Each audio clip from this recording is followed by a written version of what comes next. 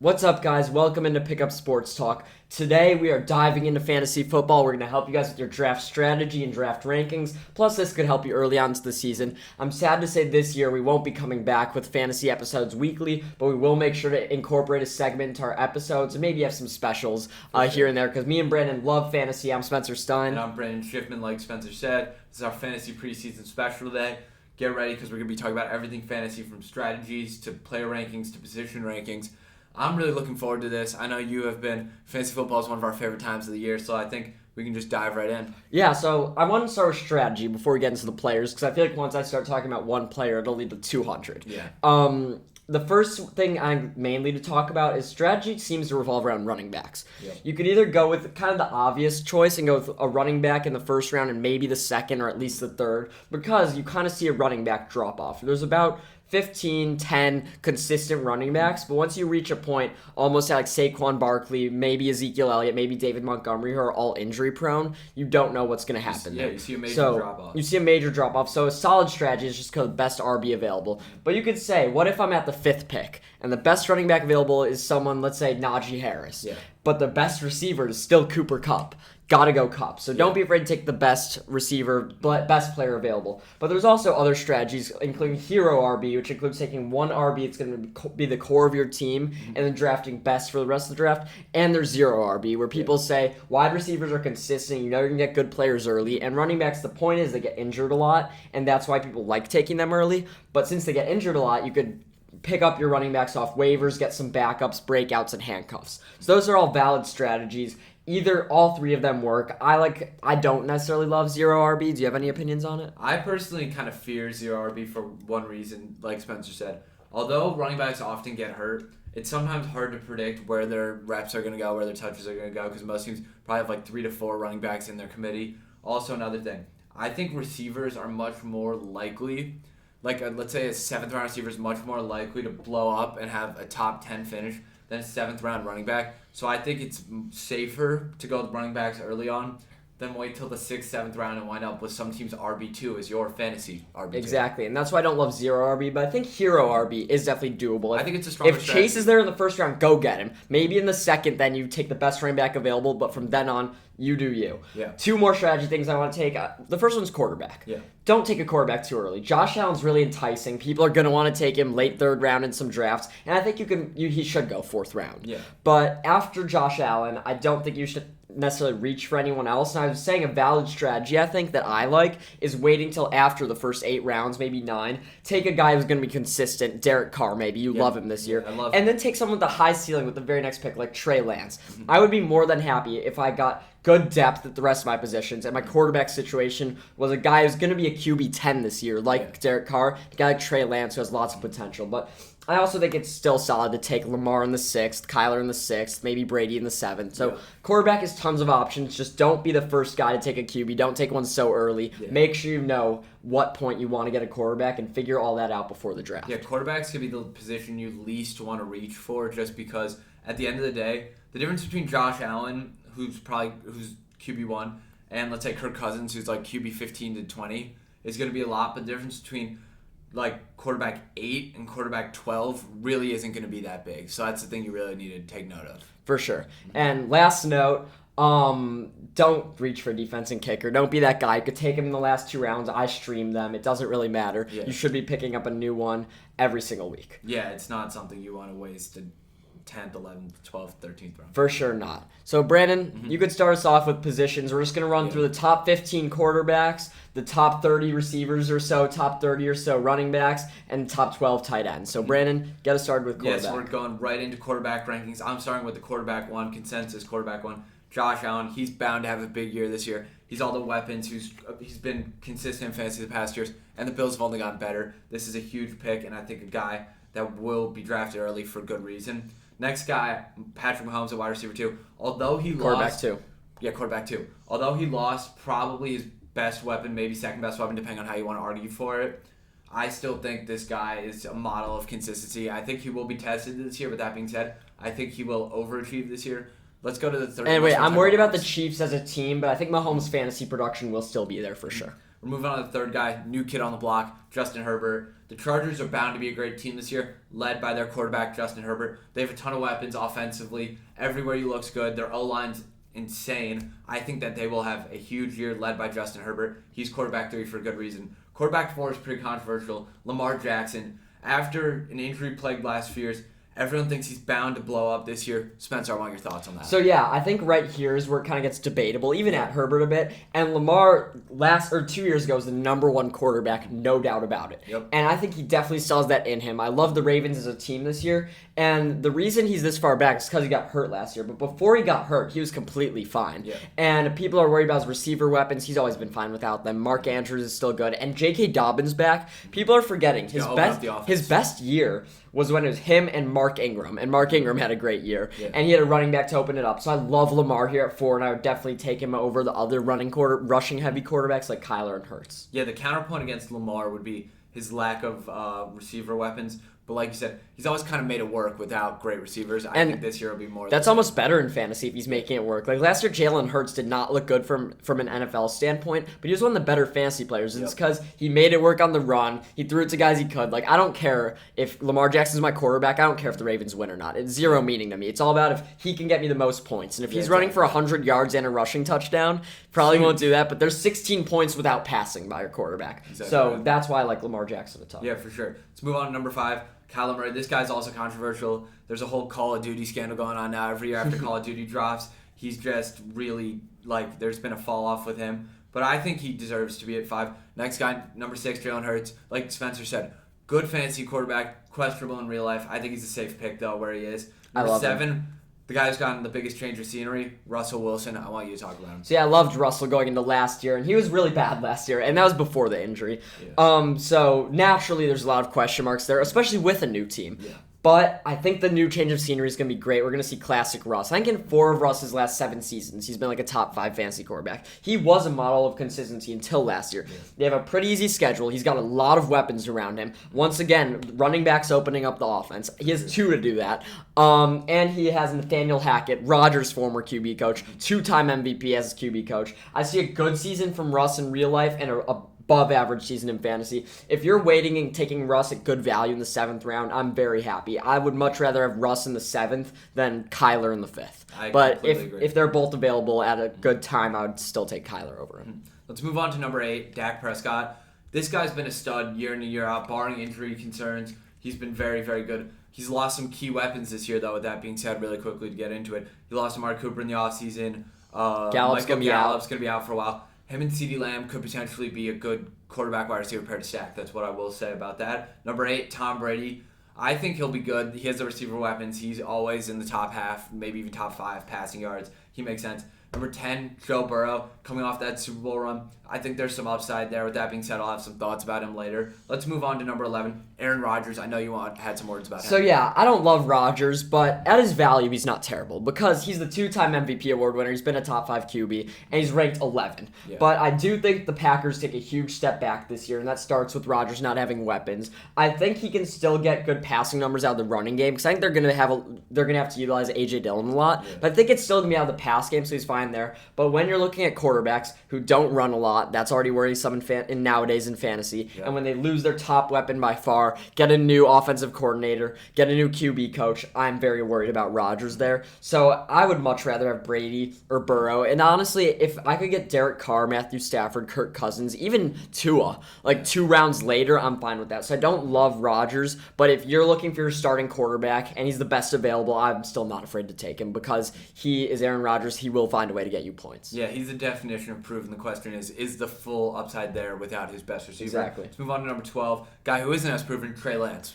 I don't like Trey Lance as a quarterback this year. Tons and tons of fantasy guys are super high on him. But as I said with that strategy, I absolutely love going back-to-back picks, Lance Carr, Lance Cousins, Lance Stafford, because if Trey Lance does what people think he's going to do, and I think there's a chance that happens, he's in the perfect offense, you're automatically getting a guy who gets tons of passing yards and tons of rushing yards. And I don't think the passing touchdowns will be there, but that offense is so spread out, so wide open. It is absolutely perfect. It's an absolutely perfect position for a rushing quarterback to get to be a top 5 QB. I just like Trey Lance in general. And I think he can have an underwhelming year for the Niners and still a really good fantasy year. Because if they're not getting wins, but he's still racking up a rushing touchdown every couple of games, getting those passes to Kittle in the end zone, I think Trey Lance is a good pick there, but I'm not so confident with him being my only quarterback.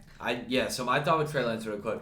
People are drafting him, in my opinion at least, based on his his style of play and his weapons, which scares me a little bit personally.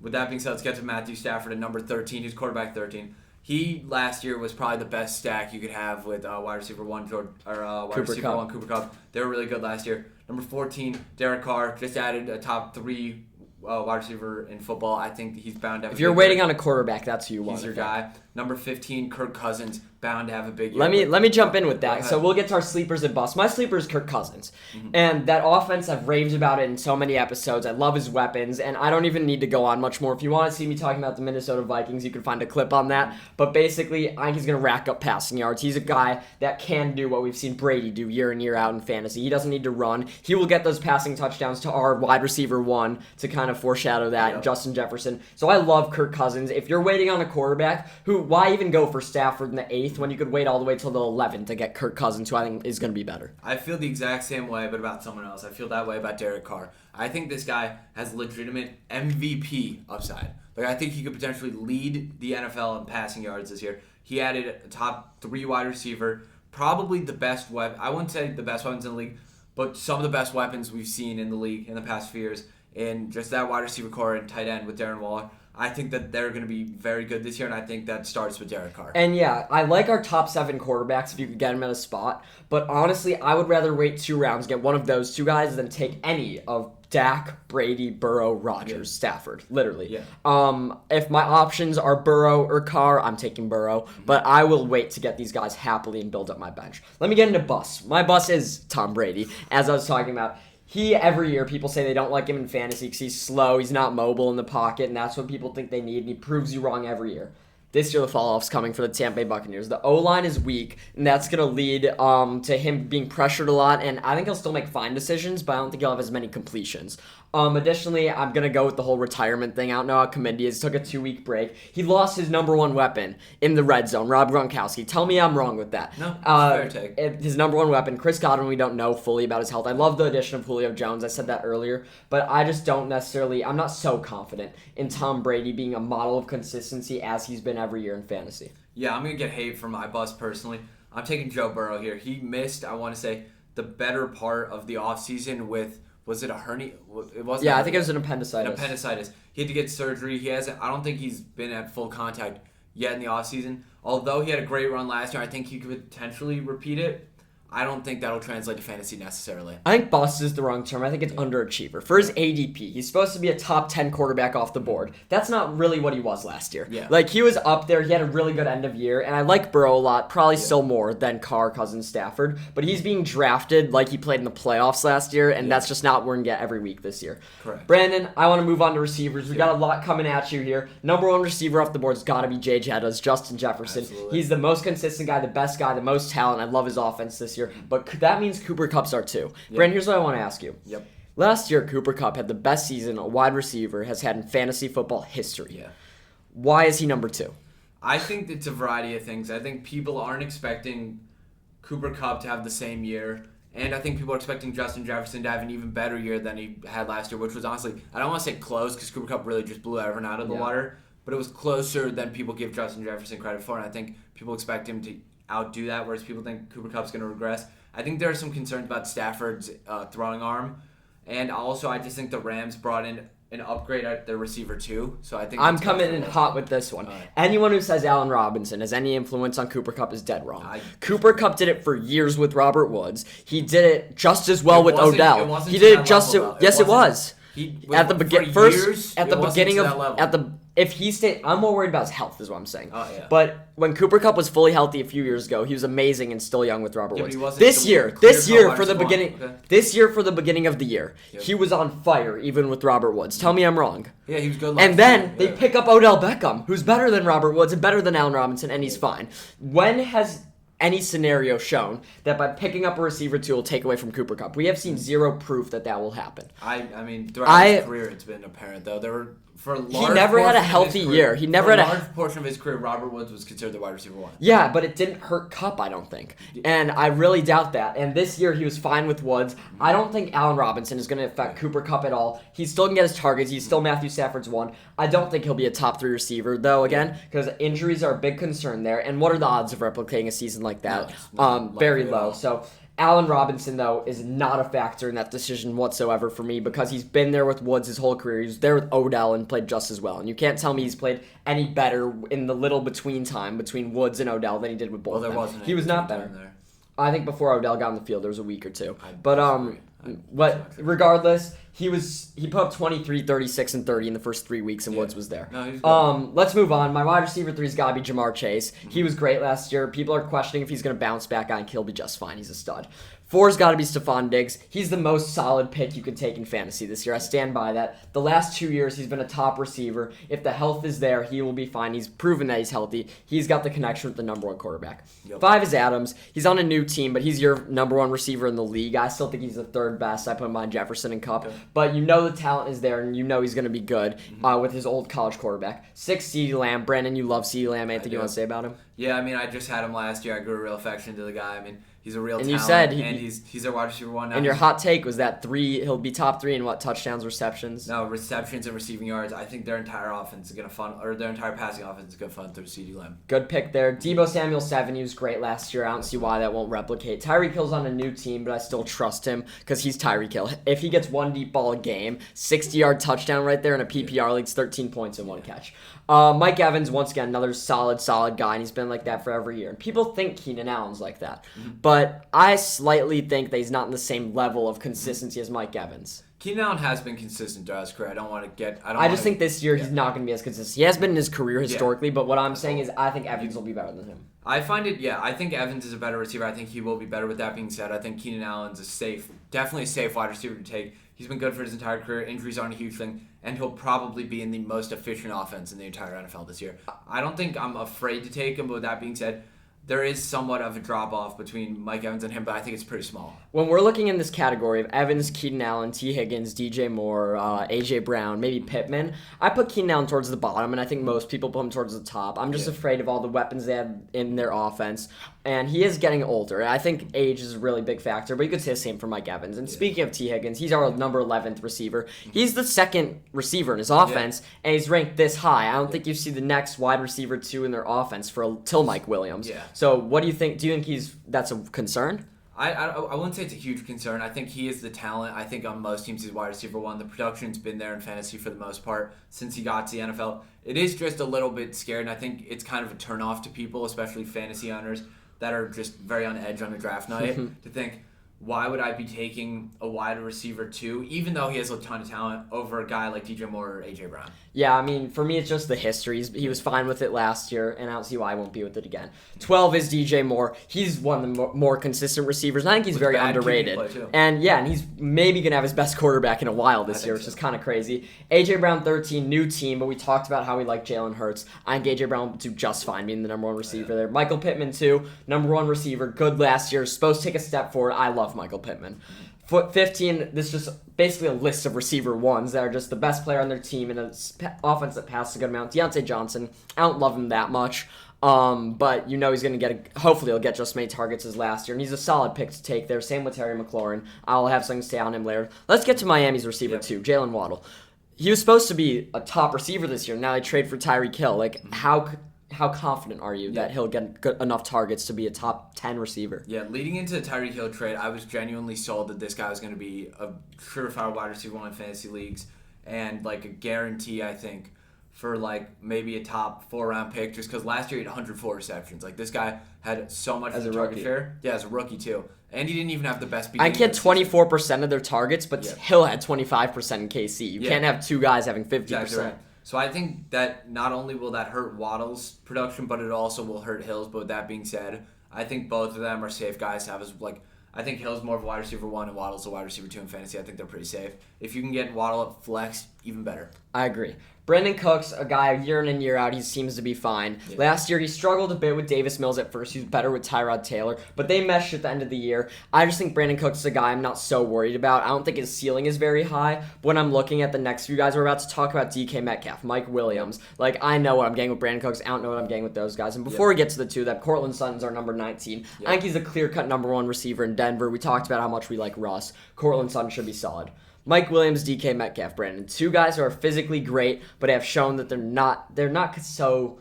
Their floors are low in fantasy. Yeah. I'll leave it at that. So, which one of them do you like more? I personally like DK Metcalf a little more, which is kind of weird because my entire argument throughout most of the receivers today has been if they have a better receiver, they're a safer pick. With that being said, Mike Williams, throughout his entire career, and there's a clip we have of this actually from probably around a year ago, and I think it's one of our more viewed videos. I was talking about the Mike Williams fantasy dilemma, and I was like, for the most part of his career, it's either 8 points or 35. Last year was the definition of that. The first few weeks, he was averaging 26, 27, 28. And then for the rest of the season, it was kind of lower to maybe under 12. And that's scary to me. DK Metcalf, I think, is more consistent, but the floor is around the same level and the ceiling is less high. I think DK Metcalf's a safer pick, but Mike Williams is more upside. What I'm about to say is going to make zero sense. Go ahead. So lock in. I think that Mike Williams is going to bust this year. I don't think he's going to be great, and I don't think DK Metcalf is going to completely bust.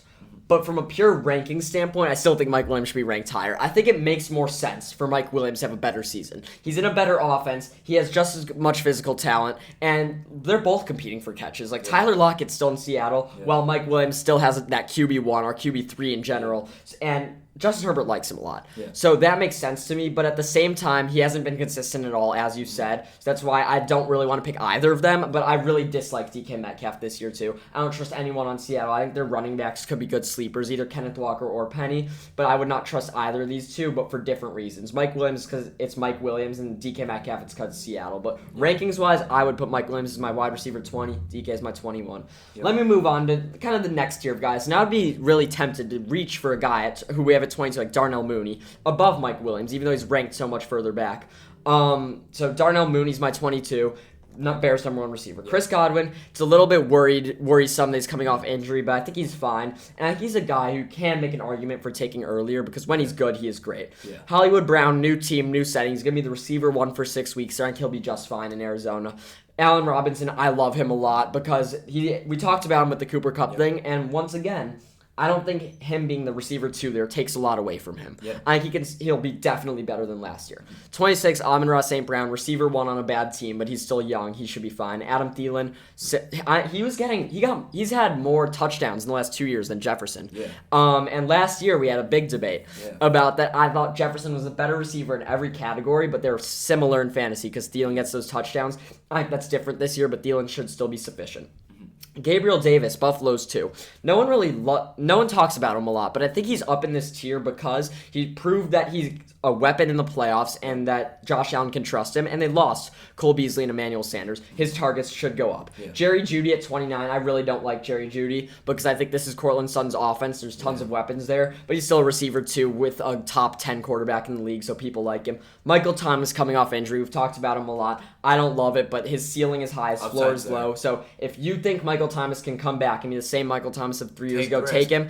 That's not what I think is going to happen. Honorable mention, Brandon, you could go with it, Hunter Renfrow? Yeah, Hunter Renfrow last year just dominated in fantasy, but just because they brought in the top 3 wide receivers, Spencer and I have continued to say, his target share got eaten up a little bit. I still expect him to be an above-average wide receiver, potentially even a flex in fantasy, probably even a flex in fantasy. Yeah, I'm a little worried about their offense, but I loved him last year, or about his spot in their offense. Let's get to sleepers. 2 guys, everyone thinks they're sleepers, so I don't know how much they are. Rashad Bateman, Elijah Moore. They're both second-year receivers coming in to an offense where they will be the number 1, but it's a little different because Bateman's a 1 receiver with a great quarterback, and that's why I trust him. Yeah. Well, Elijah Moore doesn't have a great quarterback, but he showed more to me last year, so I like both of them late. They're not even sleepers, they're just great late-round targets. Yeah, for sure. Mine is Juju Smith-Schuster, also not fully... And we debated a lot to put him in the top 30, because I would pick him over Michael Thomas. I personally would too. I think he's a safer pick. I think the upside is definitely there. Just being Patrick Mahomes' new wide receiver 1, that tends to do well for fantasy receivers. Let's move on to some busts real quick. You want to start your own? Yeah, I'll start with my bust. Terry McLaurin. I love Terry McLaurin as a player. I want the Bears to trade for him, and he's going to have the best quarterback he's had in his career. Yeah. So people love him. However, look at his stats last year. Please do. He had, 3 games over 20 points the whole year. And people still trust that he's going to be great.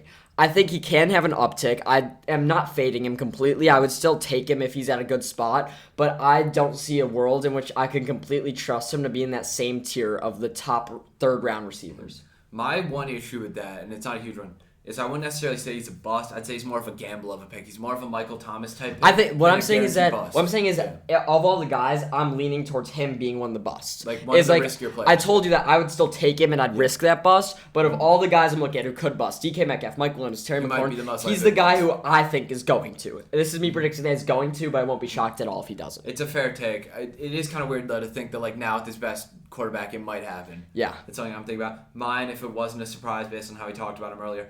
Mike Williams, I just don't see him having the same highs as last year. I think he's going to have the same highs, but just as many lows, and people are expecting him to have more highs than last year. Well, it's going to be less games, if anything. But trust me, he'll put up 3 30-plus point games, and the rest of them will be 6, 5, 4. Yeah, not the guy you want on your team. Brandon, let's get to the most important position in fantasy. Give me some running backs, our top 25. RB1, surefire, guaranteed, Wisconsin Badger alumni, Jonathan Taylor. He's an absolute stud, probably as a top 3 O-line in the NFL. He's going to be in an efficient offense. Best quarterback of his career. I mean, short career. But still, I think everything's going to be going well in Indianapolis, starting with him. Let's talk about number 2. Kind of controversial because of his injury history. CMC. Just give me your thoughts. Are you too scared to take him or no? No, when you're drafting in fantasy, you have to weigh the risk of injury. But when you have the 2 pick and your options, and if you want to take an RB, and your options are McCaffrey or Derrick Henry, Eckler, Cook, what are the chances that any of them gets hurt? I think they're pretty equal. Dalvin Cook's probably been more injury prone than McCaffrey. Derrick Henry got hurt last year, and Eckler's turned 27, hasn't been hurt yet. I think there's he missed a good part. He missed some games, but I don't think there's any reason to assume McCaffrey's chances of getting hurt are much higher than any of those other running backs. And I think that happens with the running back position in general. You could say he's injury prone, but I don't necessarily think that means the chances of him getting hurt are that much higher. And when he's on the field, he's the best running back in fantasy. I love to say it's Derrick Henry, but it is McCaffrey because of that passing game. If you're in a PPR league, gotta be CMC too. You can't be drafting scared the first round. If you're looking at late rounds, yes, maybe you get scared of a guy who's hurt now, but McCaffrey's coming back. There's no reason to not pick him because of the injury, I don't think.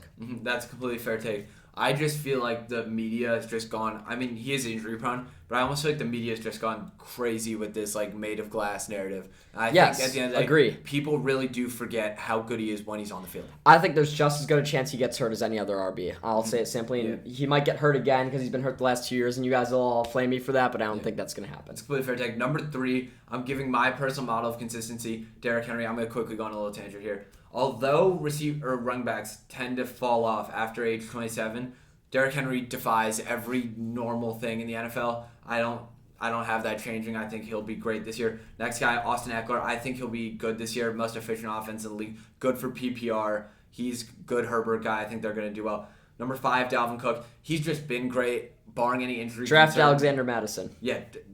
Definitely do that for everyone, but especially Dalvin Cook because Madison's just always good whenever Cook's hurt. It's just a staple. And I can go off on a tangent here real quick. Handcuffs are important for running backs. Got to take your guys' backups, especially if you're looking at the next guy you're going to mention after Najee Harris, Alvin Kamara. Suspension's still up in the air. So even if you have to take them early, trust me, it's worth it because if you're sitting there with your bench running back having to be some second stringer as opposed to a guy's going to be getting starters carries, you're going to not be happy. Yeah, just like Alexander Madison, whenever Dalvin's been out, it's put up 22. If Dalvin was ruled out for the season now, he should be a second-round pick, Alexander Madison. You should go early, yeah, for sure. My next guy's got to be Najee Harris. I think there's a lot of upside there. That Steelers offense is weak. He's a workhorse. It makes sense. Number 7, Alvin Kamara. I know you're high on him. Let me hear why. Yeah, because he was a top 4 RB last year, and he's been a great running back the last 5 years. Even his bad years, I think he's finished top 10. And people are ranking him down because of the suspension, but once again, you can't live in fear. You could draft his handcuff late. Yeah. And Adam Schefter said that the chances of him getting suspended are low, and they're definitely not going to do anything until after his hearing, which is a month away. So if you're getting worried as the hearing's getting close, you could trade him then. But I think for now, why not take him when you know he's going to be good? I think if it wasn't for the suspension in the air, people would be ranking him right around 5, and people just automatically, once they have a perception that I don't want to draft this guy, they just stick with it. And people need to really rethink about and reconsider Alvin Kamara. That completely makes sense. We're moving on to my number 8. I have something to say about this. my number 8 is DeAndre Swift, and I don't like the fact that the media is going crazy with this narrative that the Lions are saying he isn't going to get the full workload. They said that last year he got the full workload. Jamal Williams got some carries, but it didn't affect his fantasy value. I was just saying, it didn't affect his value. Yeah. He's still, I think he's have the same workload as last year, and that seemed to work just fine. Yep. Number as 9, a rookie. Yep. Or second. Or second year. Yeah. Number 9, Joe Mixon. I think he is looking to have a ton of upside. That Bengals O-line only got better, although he's at that age where he's been hurt before. Yeah, where fantasy running backs start to dwindle out. I don't see that happening with him this year. Trust me, this is Samaje Perine's offense coming now. I mean, all the power to Samaje Perine. I'll draft him as a handcuff if I take Mixon. Next guy, Leonard Fournette. I don't love this guy, but just he gets so much of their share. And I'm worried makes sense. I'm worried about their O-line, but I think his share will be the same, and he should be fine. He gets touchdowns, and that's what you want in a running back. Mm-hmm. Number 11, who I genuinely think is top 5 RB upside, Javonte Williams. He will have the majority of the shares in that Broncos offense, and I think he will have a big year. I think that he's just one of the more talented running backs in the NFL. Can I mention him for 1 second? I love his talent, top 5 talent. I love their offenses should run the ball a lot. And I'm not afraid that Melvin Gordon's going to be getting carries once every possession is going to take away from him. Yeah. What I'm worried about is Melvin Gordon's good and starts to take more carries and maybe gets red zone carries. So if Melvin Gordon stays in a position where he's kind of the number 2 there, I'm not worried. What I'm worried about is Melvin Gordon has talent. He's good, earning his spot to get red zone carries, but I'd still take Javonte there as the 11th RB off the board. For sure, that completely makes sense. Number 12, Nick Chubb. A lot of uncertainty in Cleveland. He's the one thing that I think is just going to be 10 toes down, same as always. Number 13, Aaron Jones. I know you had something to say about him. I'm a little bit worried about A.J. Dillon. They're taking some of his carries. But people love Aaron Jones. Here's why. When Devontae Adams was out last year and in the last few years, Aaron Jones has been so much better. Yeah. And I think that almost cancels out the fact that A.J. Dillon's coming in. They're going to be run heavy, and Aaron Rodgers loves him. And if we've learned anything in Green Bay, it's that Aaron Rodgers decides everything there. Yeah. If Aaron Rodgers likes guys, going to go at him. Same reason you could pick Romeo Doubs. I don't love him, but if Rodgers likes him, he's saying he doesn't. I don't necessarily believe yet that he does like Romeo Doubs, because I feel like every year there's a new Green Bay receivers that Rodgers loves. But if he does, that's why I could trust him. So Aaron Jones, you've got to take him with some caution, but I think his highs will be really high, and I think he won't bust, as like some people are saying, just because A.J. Dillon's there. That completely makes sense. Number 14, James Conner. I know he led running backs in touchdowns going into the end of the season before Jonathan Taylor went off. I don't expect the same production out of him, but I'm not going to spoil anything. Next guy is Saquon Barkley. After a great year in 2018, has gotten just all the hype, and he's just continued to get hurt. He's the one guy I think that his injury status is above, because 2 years in a row is not bad, a little lingering stuff. I think him and Dalvin Cook are 1-2 the guys I'm worried about injuries. Yeah. But if Dalvin has a consistent handcuff, Saquon, who the hell knows? I know I'll be fine with Madison. Saquon, I'm still worried about. Yeah, there are these narratives going around that Saquon's just not tough, and I find that interesting because number 16, I'd say, is probably one of the toughest running backs in the NFL, being that he came back from an Achilles tear in 4 months. It's unheard of. That's Cam Akers. I think he has a lot of upside this year. I actually think he might be, although he's not safer than a lot of the guys in this tier, I think he could potentially be better. He could surprise people and quietly, I think, be a top 10. I think he's going to do it quietly. Yeah, for sure. Next guy, Zeke. I feel like we have a lot of guys that have just fallen off recently in this tier, not including Cam Akers. Zeke's one of them. I just don't think I just don't think his production's quite where it used to be by any means. 18, David Montgomery. As much as I love him being the Bears running back, it's just I feel like he's a tough guy to pick just because of injuries and inconsistency. By the way, Khalil Herbert's a great handcuff. I'm happy with Khalil Herbert. Amazing handcuff. That was a good point. Number 19, J.K. Dobbins. Do you have anything to say about him? I want to talk about him and ETN. They're both coming off injuries, and people are debating them too and Breece Hall. Here's why Dobbins is my number 1. He's the only guy of the 3 of them we've seen have a good year in the NFL, and he had a really good year. And as I was saying with Baltimore's offense, they focus on the run a lot. It opens up Lamar, and Lamar and whoever's running back have seemed to be able to complement each other really well. Mm-hmm. So I like Dobbins. I think the odds he gets injured again after not playing at all last year are low. Meanwhile, ETN is coming off injury and hasn't played in the NFL, so I like him a little less. And Breece Hall, I just don't love him because Michael Carter's my guy. I think Michael Carter's the RB1 there. I will be taking Michael Carter late in my draft. Absolutely love the guy. Breece Hall will eventually be the RB1 there. But I think this year, not necessarily the guy you want to trust your whole offense with. So out of the 3 of them, Dobbins, ETN, Breece for me. Mm-hmm. Perfect. Number 22, Eli Mitchell. I'm going to go on a quick tangent here. I think they're just one too many mouths to feed in that offense. You have a running quarterback. You have Deebo Samuel, who does a little bit of everything. You have another 2 good receivers in Ayuk and Kittle. And I think Eli Mitchell is very good. I think he'd be better on another team, but I just think there's a little bit too much going on with them. This is my last tangent of all the running backs, I promise you. Every year, few years in a row, San Francisco has a new running back. Yep. It's been Raheem Mostert, it was Eli Mitchell last year. Here's who it's going to be this year. Okay. Eli Mitchell is not going to do it 2 years in a row because that doesn't happen in San Francisco. JaMychal Hasty's been there forever. It hasn't happened. Not going to happen this year. Kyle Juszczyk's their trusty fullback. He won't be an RB1. Trey Sermon, they don't seem to love very much. Jeff Wilson has been their guy in the past. I don't think this is his year.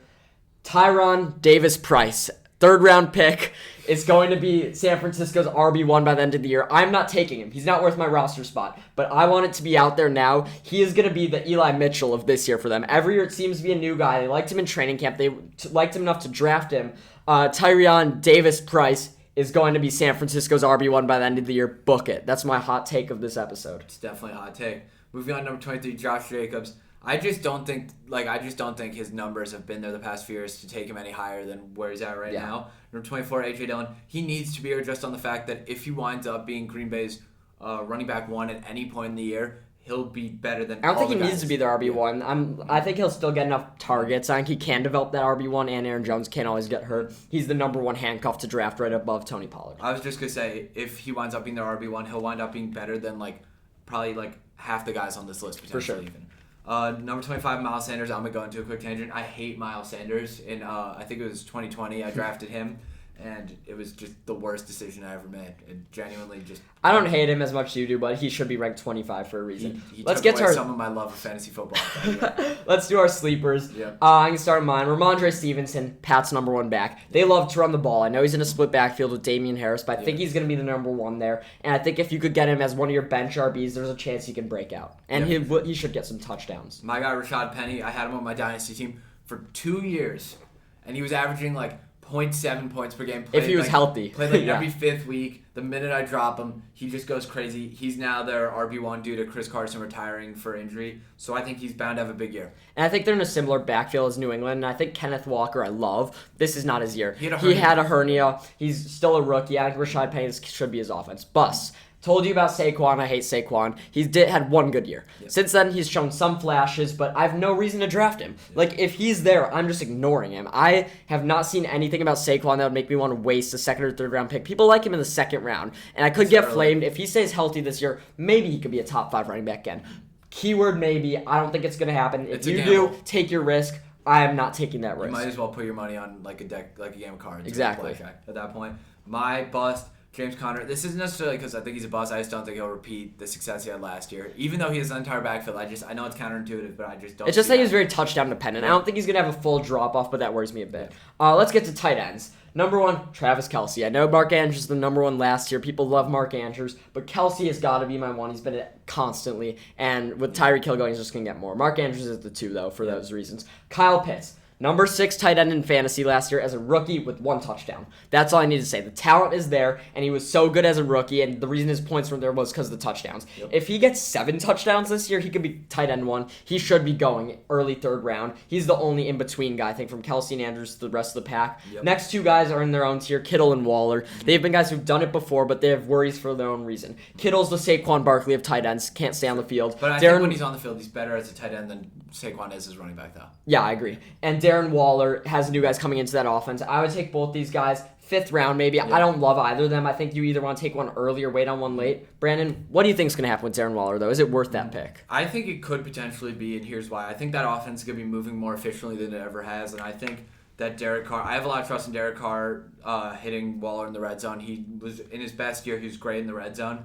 I'm just worried because there are a lot of mouths to feed in that offense, but I think Waller still... I don't think he's at the level he was 2 years ago. I think he's slightly better than he was last year, though. Last year was definitely questionable. I'm not necessarily worried because I think all the targets he's going to lose. What I'm worried is that Devontae Adams is one of the best red zone receivers we've seen.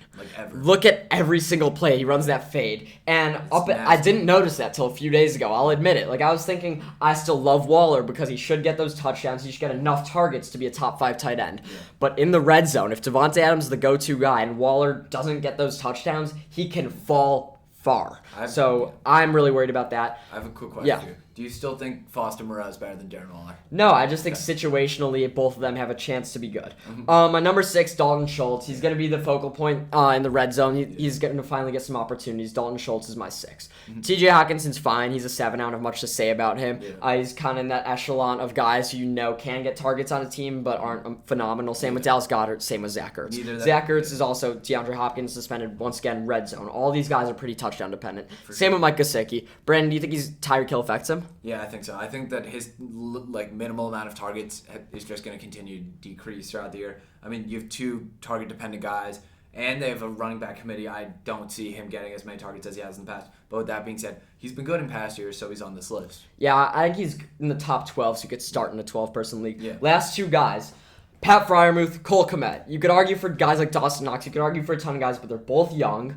They both have QBs who will target them. And Cole Kmet has that high ceiling. I love him. I would take him as my starter. And Freiermuth was great last year. Why won't he take a step up? Those are my takes. Brandon, give me your sleeper.